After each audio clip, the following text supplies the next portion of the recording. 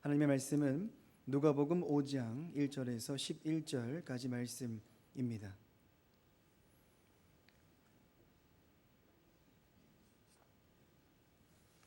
누가복음 5장 1절에서 11절까지 말씀을 한 절씩 교독하시고 마지막은 합독하겠습니다. 무리가 몰려와서 하나님의 말씀을 들을새 예수는 게네사렛 호숫가에 서서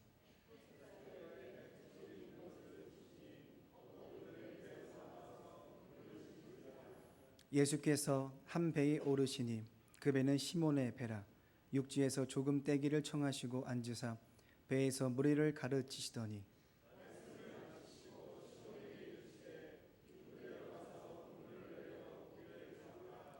시몬이 대답하여 이르되 선생님, 우리들이 밤이 새도록 수고하였으되 잡은 것이 없지만은 말씀에 의지하여 내가 그물을 내리리이다 하고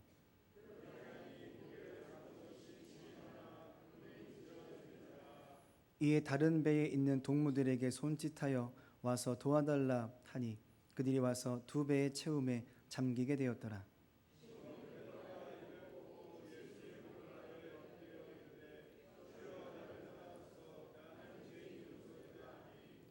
이는 자기 및 자기와 함께 있는 모든 사람이 고기 잡힌 것으로 말미암아 놀라고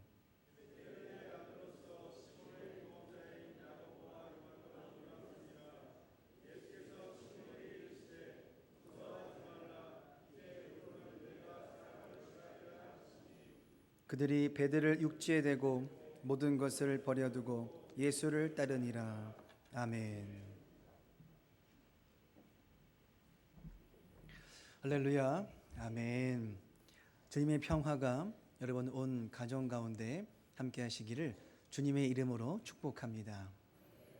성가대 찬양 감사를 드립니다. 사람들이 예수님의 말씀을 듣자 은혜로움에 놀랍니다. 권위 있음에 놀랍니다. 그 능력 있음에 놀랍니다. 놀람의 결과가 무엇이냐? 하나님, 예수님이라는 것이죠. 예수님이 말씀하시고 행하시니 예수님의 이름이 사방에 퍼져갔다라고 말씀하십니다. 결론이 무엇이냐 하면 나의 해결이 아니라 나의 평안도 있겠지만 먼저는 예수님, 하나님이 우리의 믿음의 결과가 되어져야 한다라는 것이죠. 무엇이 되었든 하나님으로 결론되어져야 하는 것입니다. 그것이 어떠한 문제가 되었든 어떠한 일이 되었든 어떠한 사람이 되었든 어떠한 사건이 되었든 결론이 하나님으로 나타나져야 한다는 것이죠. 그렇게 되니까 우리의 삶의 수많은 것들이 하나님으로 결론 내어지니 그 모든 것들 또한 하나님의 은혜가 될 수 있고 인도하심이 될 수 있고 하나님의 섭리가 될 수도 있다라는 것입니다. 결론이 어떻게 내려지느냐에 따라서 그 문제나 상황은 달라질 수 있겠다라는 것이죠. 예수님의 소문이 퍼져가기 시작하니까 사람들이 몰려들기 시작합니다. 한두 사람이 아니죠. 특별히 아픈 자들도 몰려들기 시작합니다. 예수님은 그들을 일일이 만나주시고 기도해 주시고 다 낫게 해주시는 은혜와 기적을 베풀어 주셨다라는 것이죠. 그들과 함께 시간을 보내시다가 한참 지나고 난 다음 날 일찍 갑자기 자리를 떠나십니다. 분명히 지금 줄을 서서 기다리는 사람들이 많죠. 아직 못 만난 사람들이 있다는 것입니다. 그러면 다음 날이 되면 또 만나 주시고 기도해 주시고 힘 주시고 낫게 해주셔야 되는데 그들을 잠시 두고 다른 한적한 곳으로 가셨다라는 것이죠. 기도하기 위함이라는 것입니다. 이 땅에 왜 왔는가? 하나님께 보냄받은 자라고 하는 사실을 한 번 더 확인하시고 이제는 어디로 가야 되는 것인가? 하나님의 관심이 어디에 있는가? 내가 가야 할 곳은 무엇인가? 누굴 만나야 되는 것인가? 라고 하는 확인을 매번 반복적으로 이렇게 해 가셨다라는 것이죠. 예수님은 증거하셔야 했습니다. 내가 하나님께 보냄받은 자라는 사실을, 주의 말씀을 반드시 이뤄야 한다는 그 사실, 그것을 위해서라면 보냄받은 자로서의 위치를 늘 확인하셔야 됐죠. 그 일은 내 힘으로 감당할 수 없다는 사실, 주님의 도우심과 함께 하심이 있어야만 이 모든 것이 순조롭게 될 수 있다는 그 사실을 믿었기에 또다시 가셔서 기도하셨다라는 것입니다. 여기에 우리는 확인했습니다. 급한 일이 있어도, 바빠도, 힘들어도 이 문제를 우리의 영적인 생활, 기도의 생활로 연결 짓지 말자라고 말씀을 드렸습니다. 연결 짓기 시작하면 우리는 힘들지 않은 적이 없습니다. 바쁘지 않은 적이 없습니다. 그러면 힘들고 바쁘면 우리의 믿음 생활은 안 할 수밖에 없고 할 시간이 없고 바쁠 수밖에 없다는 것이죠. 이것을 분리해내야 했다는 것입니다. 바쁜 것과 지금의 문제들과 이 영적인 생활, 이 영혼의 문제와 좀 다른 결을 가져야겠다라는 것이죠. 말씀은 이어옵니다. 오늘은 고수는 고수를 알아본다라는 제목으로 말씀을 전하도록 하겠습니다. 말씀이 선포되어지자 사람들이 몰려들기 시작했고 줄을 서기 시작했고, 하지만 동시에 주님께서는 보냄받은 자답게 이번에도 장소를 또 옮겨가십니다. 오늘 성경은 게네사렛 호숫가라고 말씀하고 있죠. 익숙한 우리의 입장에서 본다면 갈릴리 호수입니다. 같은 호수의 이름이지만 다르게 부른다는 것이죠. 지역마다 단어의 의미가 다르듯이 같은 장소이긴 하지만 입장에 따라서, 보는 위치에 따라서 다르게 고백되었다는 것이죠. 거기에 가서 보니까 뱃일을 마친 두 척의 배가 정박해 있고 그 옆에 사람들이 모여서 그물을 정리하고 있었습니다. 주님께서는 그 배 중에서 한 배에 오르시는데 시몬의 배에 오르십니다. 낯선 사람이 왔습니다. 그 낯선 사람이 내 배 위에 올라갑니다. 무리한 거죠. 예의가 없는 것입니다. 그러면 말리거나 뭐라고 해야 할 텐데 가만히 있습니다. 심지어 조금 떼어서 거리를 돌아라고 했더니 또 순종합니다. 순박한 건지 모르겠지만 그렇게 또 따라서 그 일을 행한다는 것이죠. 그리고 가르치십니다. 사람들이 듣죠. 많은 사람들이 주님께 몰려드는 것 같습니다. 그리고 시몬을 향해서 이렇게 말씀하시죠. 4절 말씀입니다. 말씀을 마치시고 시몬에게 이르시되 깊은 데로 가서 그물을 내려 고기를 잡으라. 지금 시몬은 이미 뱃일을 마친 상황입니다. 밤새도록 그물을 쳤다가 접었다가 했던 상황인지라 피곤했고 결과를 보니까 잡지 못해서 실망한 상황이죠. 근데 그런 사람에게 찾아와서 예수님이 하시는 말씀은 지금 했던 일을 한 번 더 하라고 말씀하십니다. 우리가 알고 있고 믿고 있고 기대하는 예수님은 내가 힘듭니다. 내가 어렵습니다. 내가 바쁩니다. 살았는데 결과가 없어 실패가 되었습니다. 그러면 찾아오셔서 나를 어루만져 주시사 위로하시고 힘주시고 함께 품어주시고 뭐 이런 식의 이해가 필요할 것 같은데 성경은 그렇게 말씀하고 있지 않다라는 것이죠. 직전까지 고생했던 것 한 번 더 고생하라는 것입니다. 피곤하고 힘들고 결과는 없고 실망이 되어진 이 상황에서 예수님의 말씀이 내 귓가에 들려올 거라는 것이죠. 나는 고수입니다. 뱃일에. 저 사람은 낯선 사람이죠. 행색을 보아하니 뱃일을 한 것처럼 보이지 않습니다. 그런 사람이 와서 내 배에 올라서 갑자기 나에게 명령을 한다는 것이죠. 이 말이 곱게 들려오지는 않을 겁니다. 더 가져와 봅니다. 주의 말씀이 어떻게 들릴까? 낯선 사람이 찾아와서 내가 힘든데, 괴로운데, 복잡한데 내 사정을 뭘 안다고 와서 뭘 명하고 시킨다는 말이 들려올 수 있을 거라는 것이죠. 심지어 그것이 예수님의 말씀이라고 한들 내가 이미 이렇게 실패한 인생 속에서 주의 말씀이 내 귀에 들려올 수 있을까라는 것입니다. 불편하고 부담스러울 수 있다는 것이죠. 오히려 반문할 겁니다. 너무 배려가 없으신 것 같다라고, 내 마음을 모르시는 것 같다라고, 지금은 그 말씀이 필요한 게 아닌데 왜 다른 말씀을 하시냐고, 우리는 그렇게 생각을 해볼 수도 있다라는 것이죠. 하지만 다행히 시몬은 주의 말씀에 듣고 순종을 합니다. 그래서 어떤 일이 벌어지는가? 6절은 말씀하죠. 그렇게 하니 고기를 잡은 것이 심이 많아 그물이 찢어지는지라. 말씀대로 하니까 못 잡던 고기를 잡는데 그물이 찢어질 정도로 잡게 됩니다. 사람들은 궁금합니다. 어떻게 물고기가 갑자기 그물에 잡혔을까? 그것도 내 경험 이상의, 기대 이상의 규모로 잡힐 수 있을까? 물고기가 주의 말씀을 듣고 순종해서 줄을 세웠다가 그물을 내리니 그물 속에 일제에 달려들어서 다 같이 걸렸는가? 이러한 상상을 해볼 수도 있겠다라는 것이죠. 하지만 성경은 그런 이야기를 하지 않습니다. 분명히 관심사죠. 우리 모두의 관심사가 그러합니다. 어떻게 그렇게 하셨을까?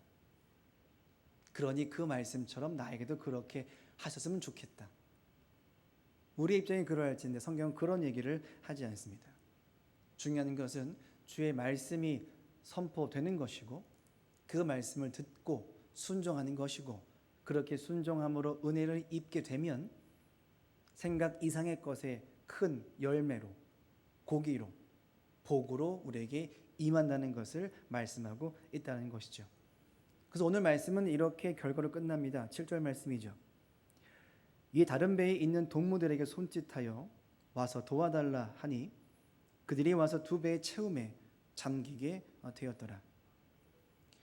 시몬 한 사람의 이 순종함이 자기 배의 가득을 넘어 손짓해서 다른 배를 동원할 정도로, 거기에 가득 실어도 모자랄 정도로 은혜를 입었다라고 성경은 이야기하죠. 순종하니까 나 혼자만의 복으로 끝나지 않습니다. 나만 얻는 게 아니라 내 주변 사람도 함께 풍성한 은혜와 복으로 임하고 있다라는 것이죠. 이것이 바로 주의 말씀에 순종하는 자의 은혜라는 것입니다.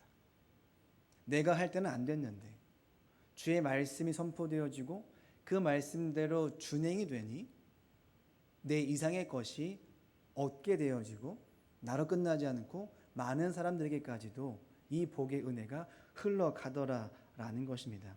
그러니까 내가 속하는 그곳이 어떠한 데 상관없이 영향력을 끼치려고 한다면 그들을 위해서 뭔가를 해야 하는 것도 필요하겠지만 우선은 주의 말씀에 순종하는 것이 먼저라는 것입니다. 하나님의 말씀에 순종함으로 은혜를 입게 되면 나로 끝나지 않고 옆 사람에게, 그 옆 사람에게, 그 회사에, 그 공동체에, 그 교회에, 그 가정에 흘러가게 된다라는 것이죠. 그게 가장 먼저 우선은 주의 말씀인 것이고 순종이라는 것입니다. 그 일을 우리에게 가져와야 하는 것이죠. 하나님의 일을 하셔야 하나님의 완성하시는 그 일을 우리가 맛보아 알 수 있겠다라는 것입니다. 물론 이 과정이 간단하진 않습니다. 그냥 말씀하셨고 순종하니 복을 얻었다, 이렇게 보이겠지만 중간에 다른 내용이 분명히 담겨져 있었다라는 것이죠. 주님이 배에서 가르치십니다. 명하시죠. 그리고 순종한 것처럼 보이지만 순종하기 전에 먼저 언급되는 장면이 있습니다. 가서 그물을 내려 고기를 잡으라 했더니 시몬이 즉각 순종했느냐? 아니죠. 5절은 말씀합니다. 시몬이 대답하여 이르되 선생님, 우리들이 밤이 새도록 수고하였으되 잡은 것이 없지만은 말씀에 의지하여 내가 그물을 내리리이다 하고 주님 말씀하십니다. 신문이 말하죠. 뭘 말합니까? 내 형편, 내 상황, 내 생각, 내 입장, 내 과거, 내 상처, 나의 지난날의 습관들을 말하고 있다는 것이죠. 무슨 말입니까? 주의 말씀에 순종하기가 쉽지 않다라는 것입니다. 지금 내 상황에서 주의 말씀이 부담스럽고 어렵고 지금 당장 엉덩이를 털고 일어나서 달려들기가 쉽지 않다라고 이야기한다는 것이죠. 흐름상 4절 말씀이 있고 5절은 지나가고 6절로 넘어가면 아름답습니다. 그렇게 하니 고기를 잡은 것이 심이 많아 그물이 찢어지는지라. 4절에서 6절 넘어가면 은혜롭게 끝납니다. 말씀하셨고 순종하니 얻었더라. 성경은 5절을 끼워 넣습니다. 순종하는 것이 쉽지 않다라는 것을 이야기하고 있다는 것이죠. 그 덕분에 이 과정이 아름다운 사건으로 만들어내지 못하고 있다는 것입니다. 다른 말로 하면 주의 말씀에 우리는 틀이 있다는 것입니다. 주의 말씀을 안 믿겠다가 아닙니다. 안 믿는다도 아닙니다. 은혜롭지 않다는 것도 아닙니다. 권위가 있습니다. 은혜도 있습니다. 능력도 있습니다. 하지만 그러한 입장이 있더라도 우리는 상관없이 그 말씀을 듣고 순종하게 되면 모든 것이 순조롭게 이어질 텐데 여기서는 자꾸 다른 이야기를 한다는 것이죠. 틀린 것이 아닌데 자꾸 틀린 것처럼 생각이 된 겁니다. 정확하게 내가 알고는 있는데 다른 마음이 올라온다는 것이죠. 뭔가 인생에 틀어지는 것 같습니다. 이렇게 살면 안 될 것 같습니다. 이렇게 하면 내가 손해보는 것 같습니다. 괜찮습니다. 은혜롭게 들으면 또 은혜가 될 수 있겠죠. 이러한 방식 속에서 우리가 주의 방식을 이해하는 것입니다. 이 모든 과정들을 결론을 어디로 끌고 가느냐. 주님으로 끌고 가면 은혜가 되지만 다른 쪽으로 끌고 가면 우리는 그것이 불편하게 여겨질 수밖에 없다는 것이죠. 어떻게 됩니까? 주의 말씀에 순종하게 되니까 그 다음과 그 다음이 아주 풍성하게 복되게 은혜롭게 끝나게 되어지더라라는 것이죠. 내가 하던 대로 했을 때는 실패했습니다. 고수죠. 뱃일을 한두 번 해본 솜씨가 아닙니다. 했는데도 실패한 인생입니다. 경험도 없어 보이는 사람의 말을 들었더니 성공하지요. 내가 하던 대로 살지 않고 주의 말씀대로 사니 주님이 이루심을 통해 은혜와 복을 임했다라는 것입니다. 물론 과정은 힘들죠. 과정이 힘들었지만 결과가 아름다웠다라는 것입니다. 우리는 그걸 통틀어서 주의 인도하심, 주의 은혜, 주의 복이라고 말한다라는 것입니다. 그러니 나의 상황 속에서 주의 말씀을 듣고 난 다음 우리는 나의 입장과 나의 생각과 나의 틀과 견고한 성들을 세울 필요가 없다는 것이죠. 무엇이든 주의 말씀이 우선인 것이고 무엇이든 주의 은혜가 우리에게 먼저 성령 충만함으로 다가와져야 한다는 것입니다. 이렇게 주의 선포하심의 말씀을 통하여 엄청난 은혜와 복을 누렸던 이 상황 속에서 갑자기 성경은 시선 처리가 바뀝니다. 물고기를 잡았다, 순종했다 이런 식의 사건의 이야기 속에서 이제는 사람을 말하기 시작하고 사람의 고백들을 이야기하기 시작했다라는 것이죠. 주님의 행하심에 놀랐습니다. 은혜에 놀랬고 권위에 놀랬고 능력에 놀랬고 또한 물고기가 많이 잡히자 놀랬다라고 성경은 이야기하죠. 그때 깨닫습니다. 근데 사람들은 예수님이 행하셨던 일에 놀랍니다. 거기까지만 놀랍니다. 모두가 그렇죠. 하나님이 행하신 기적을 보면 우리는 놀랍니다. 우리의 시선이 어디로 가냐 하면 하나님이 행하셨던 기적에 갑니다. 모든 시선이 그 배로 갑니다. 한 배가 아니라 여러 척의 배에 말도 안 되는 규모의 그물이 물고기가 쌓여져 있는 곳에 우리의 시선이 갑니다. 시몬도 놀랍니다. 시몬도 놀랐다가 시선이 물고기를 향했던 그 시선이 갑자기 깨달음과 은혜를 입게 되었습니다. 그랬더니 시선이 어디로 가냐? 예수님께로 향했더라라는 것이죠. 놀랬더니 결과가 무엇이냐? 예수님을 향한 시선 처리가 되었다는 것이죠. 성경은 말씀합니다. 8절 말씀이죠. 시몬 베드로가 이를 보고 예수의 무릎 아래에 엎드려 이르되 주여 나를 떠나소서 나는 죄인이로소이다. 사람들이 놀라는데 딱 한 사람만 예수님께 시선을 두고 모든 사람들은 기적을 향해 놀라고 있다라는 것입니다. 고기를 많이 잡은 것이 인생의 관심입니다. 가장 큰 은혜와 복이 되게 있죠. 하지만 우리가 진짜 봐야 할 것은 이 모든 것을 주관하시고 인도하시는 하나님의 놀라운 말씀인 것이고 인도하심인 것이고 구원자라는 것입니다. 그랬더니 뭘 깨닫느냐? 내가 누군지 알아버렸습니다. 하나님이 행하신 일을 통해서 내가 복을 받은 것도 맞지만 동시에 내가 깨달은 바 은혜가 뭐냐? 내가 죄인이구나. 저분은 다르시구나 라는 것을 알게 되는 것이죠. 그래서 시선을 돌려서 배에서 뛰쳐나와 예수님 찾아와서 엎드려서 주를 간구합니다. 떠나소서. 우리는 죄인입니다. 기적을 체험하고 뭘 확인했느냐? 예수님을 확인하고 있다는 것이죠. 그때 봅니다. 직전까지는 못 봤습니다. 같은 주님이셨습니다. 하지만 그 전과 그 후에 대하는 태도와 입장이 달랐다라는 것이죠. 상황에 집중했던 인생과 시선이, 문제를 바라봤던 나의 관심이 바뀌어서 주님을 향하고 있다는 것입니다. 우리의 믿음 생활의 시작이 바로 여기 있다는 것이죠. 나의 변화도 필요합니다. 그런 과정도 있어야 되겠죠. 하지만 그 전에 내가 누구인가를 주 앞에서 먼저 확인을 해야 하겠다는 것입니다. 이것이 확인되지 않으면 그 다음에 벌어지는 모든 은혜를 경험하면서 복을 누리면서 우리는 잊게 됩니다.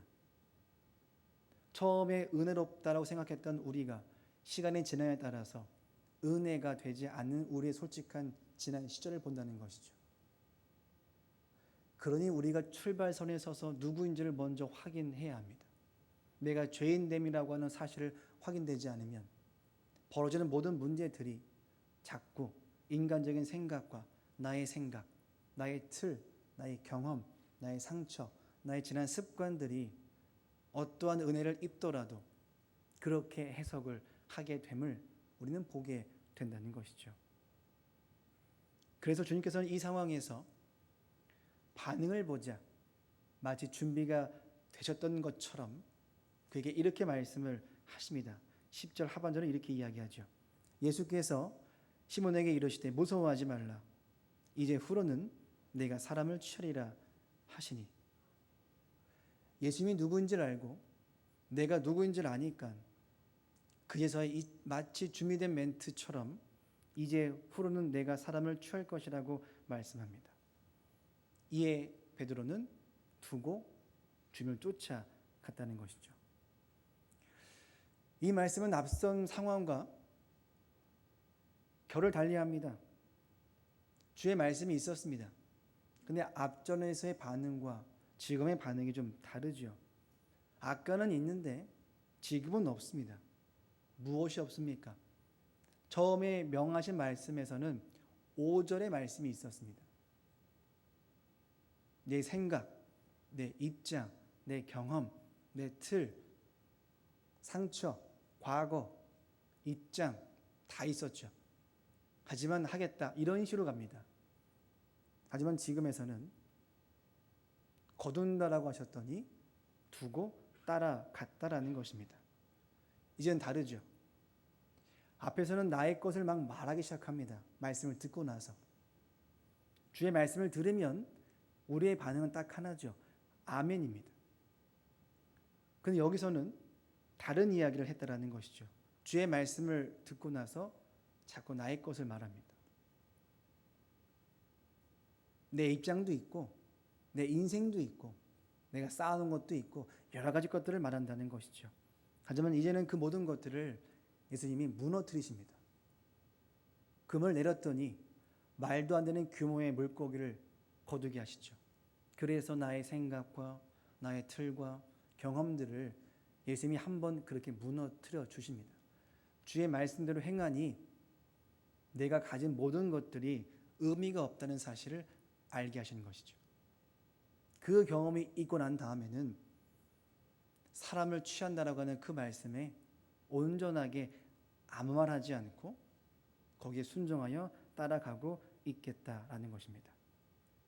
그저 갑니다. 같은 흐름 같지만 완전 다른 사람의 입장에 되어서 고백과 신앙이 달라지고 있다는 것이죠. 여기에 묻습니다. 우리의 신앙생활의 위치는 어디일까요? 그물을 깃고 있는데 갑자기 찾아오신 첫 시작일까요?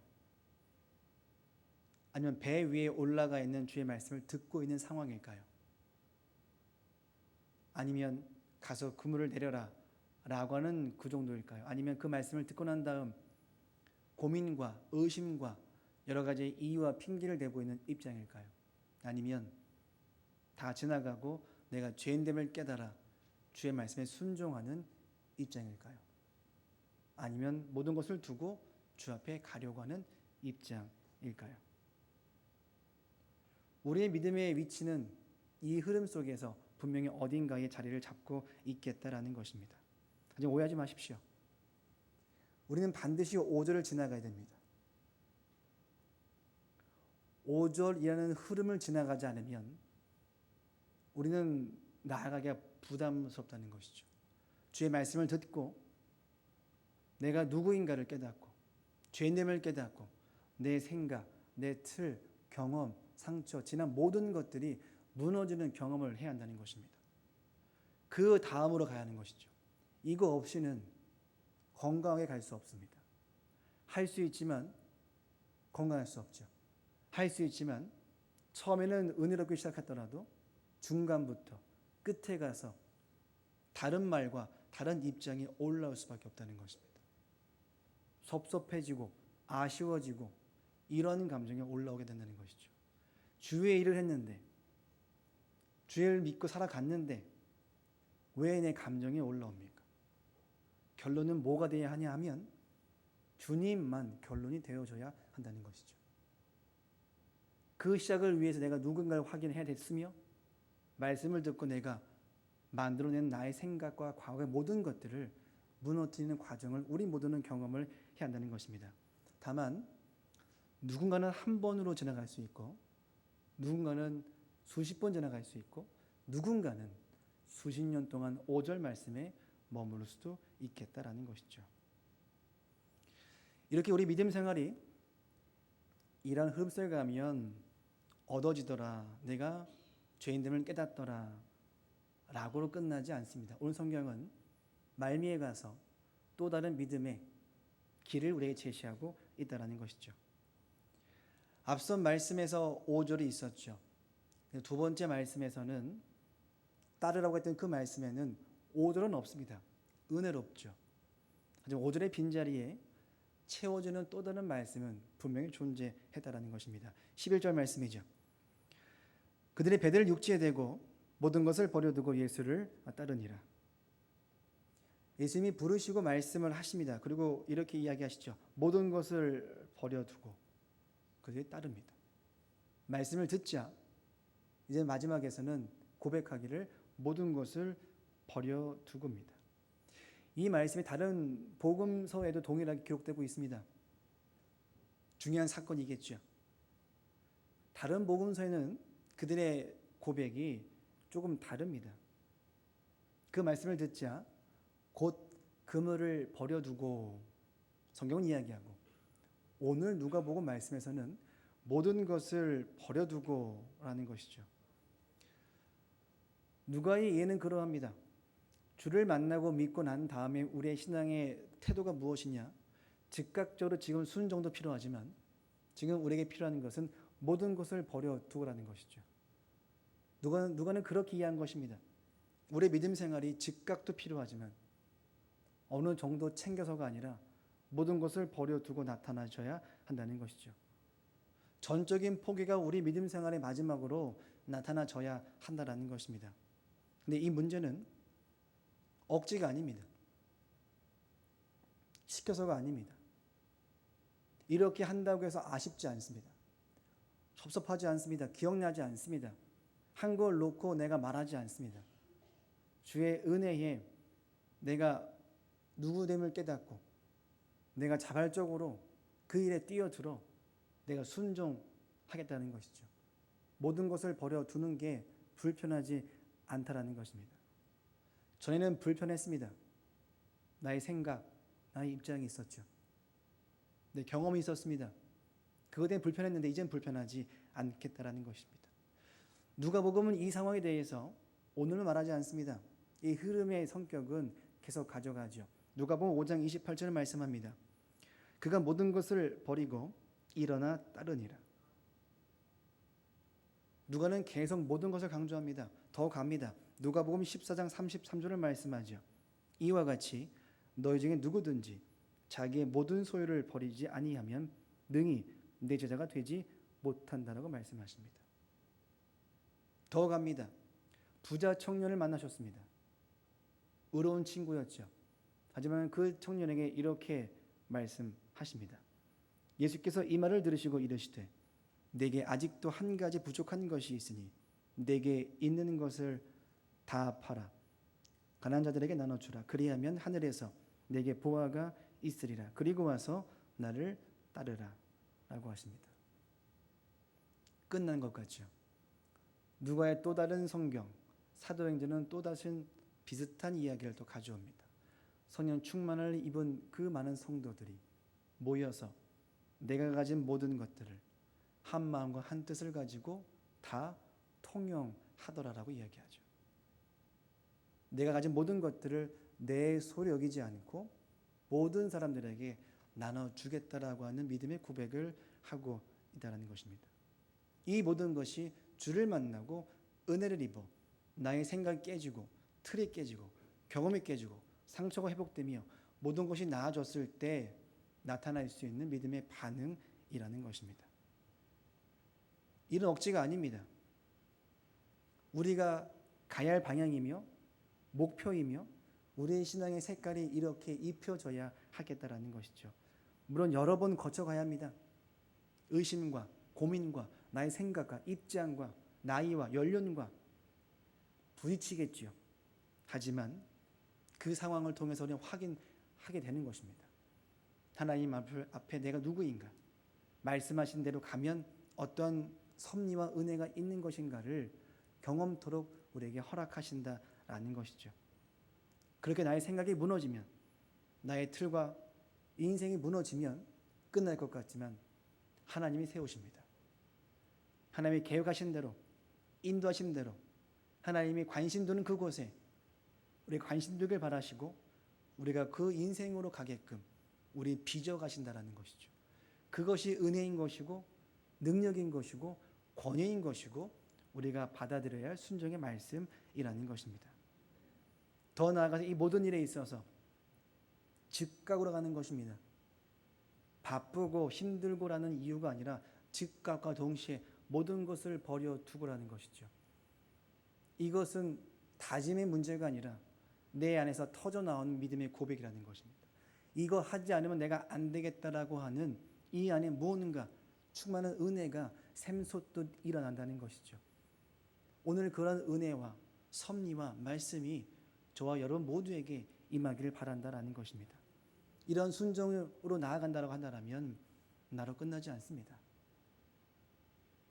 나로 끝나지 않고 옆 사람에게, 가족에게, 사업체에, 학교에, 인생의 모든 자리에 나를 통해서 하나님이 역사하시기 때문에 놀라운 일들을 맛보아 알게 되므로 그때 두 손을 들고 주 앞에 나와 모든 것을 버려두고 즉각 순종하는 우리의 모습을 보게 된다는 것이죠.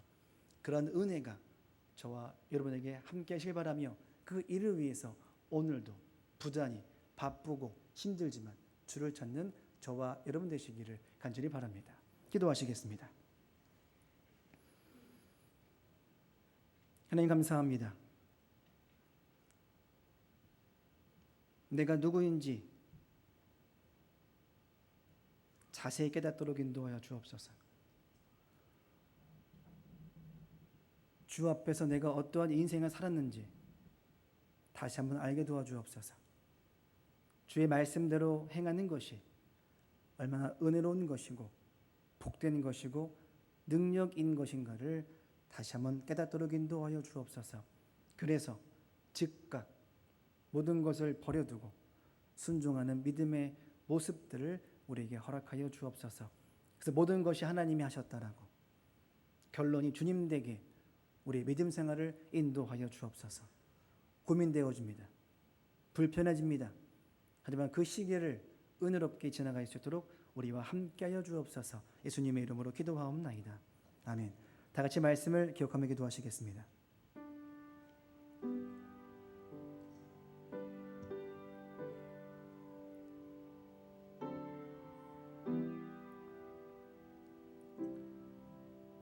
어떤 상황에서도 주의 말씀이 우선되게 하여 주옵소서. 주님 찾아오셔서 말씀하실 때 그 말씀에 다른 이유를 말하지 않고 순종하는 믿음 허락하여 주옵소서. 우리 상황에서 이런 말씀이 어울리는지 어울리지 않는지 판단하는 것이 아니라 주의 말씀이 내 발의 등이요 내 인생의 진리임을 알게 도와주옵소서. 그래서 모든 것을 버려두고 주를 따르는 그 믿음과 은혜를 우리에게 허락하여 주옵소서. 말씀을 기억하며 함께 기도하시겠습니다. 하나님 감사합니다. 어떤 상황에서도 주의 말씀을 우선토록 하여 주옵소서. 주님 찾아오셔서 말씀하실 때에 다른 이유를, 다른 생각을, 다른 입장을 내세우지 않도록 도와주옵소서. 모든 것이 주님으로 끝나게 도와주옵소서. 우리의 상황이 이 말씀이 어울리는지 어울리지 않는지를 판단하지 않고 주의 말씀이면 옳다라고 진리라고 순종하는 것이라고 믿음으로 고백할 수 있도록 인도하여 주옵소서. 주의 말씀이 내 발의 등이고 빛이고 전부인 것입니다. 모든 것을 버려두고 즉각 순종할 수 있는 믿음 오늘 우리에게 더하여 주옵소서. 한 번 더 기도하시겠습니다. 하나님이 일하시면 우리는 감당할 수 없음을 깨닫게 하여 주옵소서. 그래서 우리의 힘으로 하지 않고 하나님이 일하실 수 있도록 자리를 내어드리는 우리의 순종 허락하여 주옵소서. 하나님 행하시고 인도하심이 우리가 살 길임을 알게 도와주옵소서. 주의 말씀의 이유나 변명을 말하지 않게 도와주옵소서. 주님 앞에서 내가 누구인가를 다시 한번 깨닫도록 은혜를 더하여 주옵소서. 말씀을 기억하며 함께 기도하시겠습니다. 하나님 감사합니다. 하나님이 일하시면 우린 감당할 수 없습니다. 하지만 그 감당할 수 없는 것이 은혜인 것이고 능력인 것이고 모든 것입니다. 주님이 내 인생 속에 함께 찾아와서서 모든 것을 행하여 주옵소서. 그 일에 의심하지 않고 순종토록 인도하여 주옵소서. 내 인생의 주인의 자리를 내어드릴 수 있도록 우리에게 믿음을 더하여 주옵소서. 하나님 행하시고 인도하심이 우리 인생의 살 길임을 알게 도와주옵소서. 주의 말씀의 이유나 변명 열거하지 않도록 도와주옵소서. 주 앞에서 내가 누구인가를 깨닫게 하여 주옵소서. 그러면 우리는 엎드려줄 수밖에 없고 순종의 자세를 갖출 수밖에 없는 것입니다. 내가 누군가를 알게 되면 우리의 태도와 입장은 달라질 것입니다. 주님 그 은혜와 믿음 더하여 주옵소서. 한 번 더 기도하시겠습니다. 주의 말씀에 온전히 순종하도록 인도하여 주옵소서. 즉각적인 순종 허락하여 주옵소서. 온전하게 모든 것을 버리고 순종토록 인도하여 주옵소서. 한 마음과 한 뜻으로 주님 따르게 인도하여 주옵소서. 나보다 주님이 나를 더 잘 알고 있음을 인정하는 믿음 허락하여 주옵소서. 더 나아가 우리 교회 미래인 교회학교와 선생님들을 위해서 우리 교회 환우들을 위해서 다 같이 말씀을 기억하며 기도하시겠습니다. 하나님 감사합니다. 주의 말씀에 온전하게 순종이 원합니다. 순종하면서도 다른 마음 품지 않도록 인도하여 주옵소서. 순종하면서도 끝까지 나아가게 인도하여 주옵소서. 마지막에 힘들다 어렵도록 끝나지 않고 주님으로 끝나도록 인도하여 주옵소서. 모든 과정 속에 은혜가 되게 도와주옵소서. 나보다 나를 더 아시는 주님을 인정토록 하여 주옵소서. 내가 죄인됨을 깨닫도록 인도하여 주옵소서. 주님만이 내 인생의 전부임을 알게 도와주옵소서. 주님, 우리에게 미래가 있습니다. 교회 학생들 한 영혼 한 영혼 만나주시고 붙들어주시고 믿음 주셔서 남은 여생을 주를 위해서 살 수 있도록 인도하여 주옵소서. 환우들이 많습니다. 지금 병상에 누워있는 분도 계십니다. 주님 찾아가 위로하시고 힘주시고 말씀의 권위와 능력을 더 허락하여 주옵소서. 주님 감사합니다. 하나님 감사합니다. 어떤 상황에서도 주의 말씀이 우선되게 도와주옵소서. 다른 이유 말하지 않도록 도와주옵소서. 지난 시절, 경험, 입장, 고집, 판단과 모든 상처와 지난 흐름들, 습관까지도 말하지 않도록 인도하여 주옵소서. 주의 말씀이 진리고 전부고 내가 살아가는 유일한 방법임을 믿고 내가 누구인가를 깨닫도록, 그래서 순종하는 자세를 갖도록, 무릎을 꿇을 수 있도록, 엎드려질 수 있도록 믿음을 우리에게 허락하여 주옵소서. 예수님의 이름으로 기도하옵나이다. 아멘.